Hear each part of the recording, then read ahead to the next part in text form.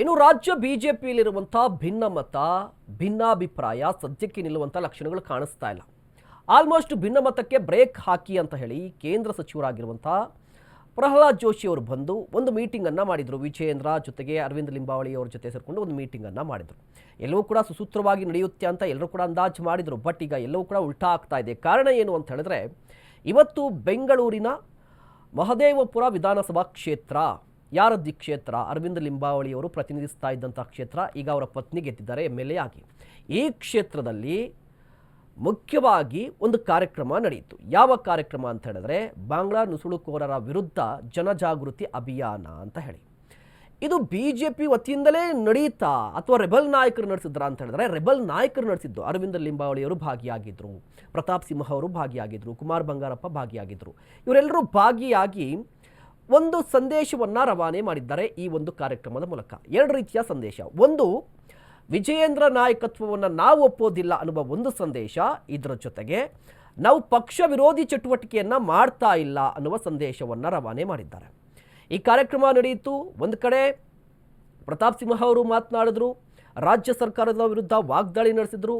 ರಾಜ್ಯ ಸರ್ಕಾರ ಈ ತುಷ್ಟೀಕರಣ ರಾಜಕಾರಣ ಮಾಡ್ತಾ ಇದೆ, ಇದೇ ಕಾರಣಕ್ಕಾಗಿ ಬಾಂಗ್ಲಾದೇಶದ ನುಸುಳುಕೋರರು ಬರ್ತಾ ಇದ್ದಾರೆ ಅಂತ ಕಿಡಿಕಾರಿದ್ರು. ಇದ್ರ ಜೊತೆಗೆ ಸರ್ಕಾರ ಎಚ್ಚೆತ್ಕೋಬೇಕು ಅಂತ BP ಹರೀಶ್ ಅವರು ಇದ್ದರು. ಇದಲ್ಲದೆ ಸರ್ಕಾರ ಸೈಲೆಂಟ್ ಆಗಿದೆ, ಏನೋ ಒಂದು ಕ್ರಮ ತೆಗೆದುಕೊಳ್ಬೇಕು ಅಂತ ಹೇಳಿ ಕುಮಾರ್ ಬಂಗಾರಪ್ಪನವರು ಕೂಡ ಮಾತನಾಡಿದರು. ಮುಖ್ಯವಾಗಿ ಅರವಿಂದ್ ಲಿಂಬಾವಳಿಯವರು ವಲಸಿಗರ ಪಟ್ಟಿಯನ್ನು ರಿಲೀಸ್ ಮಾಡಿದರು.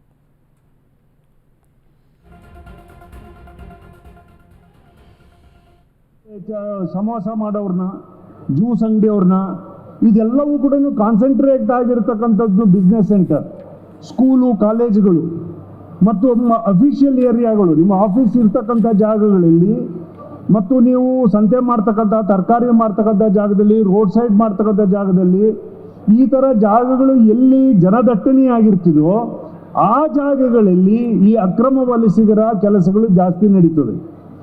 ನಮ್ಮ ಮನೆ ಅಕ್ಕಪಕ್ಕದಲ್ಲಿ ಇರ್ತಕ್ಕಂಥ ಜಾಗಗಳಲ್ಲಿ ಯಾರಿದ್ದಾರೆ ಅನ್ನುವಂಥ ಪತ್ತೆ ಹಚ್ಚುವಂಥ ಕೆಲಸವನ್ನು ನಮ್ಮ ಮುಖಂಡರುಗಳ ನೇತೃತ್ವದಲ್ಲಿ, ಕಾರ್ಯಕರ್ತರ ನೇತೃತ್ವದಲ್ಲಿ, ಜನರ ನೇತೃತ್ವದಲ್ಲಿ ಈ ಕೆಲಸವನ್ನು ಶುರು ಮಾಡಿದ್ದಾರೆ.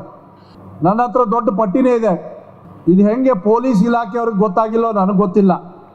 ಈ ಅಕ್ರಮ ವಲಸಿಗರು ಬರೀ ಭಾರತಕ್ಕಷ್ಟೇ ಅಲ್ಲ, ವಿಶ್ವದ ಅನೇಕ ಯುರೋಪ್ ರಾಷ್ಟ್ರಗಳ ಪ್ರಮುಖ UK ಈ ಅಕ್ರಮ ವಲಸಿಗರ ಒಂದು ಉಪಟಳ ಭಾಳಷ್ಟಾಗಿದೆ.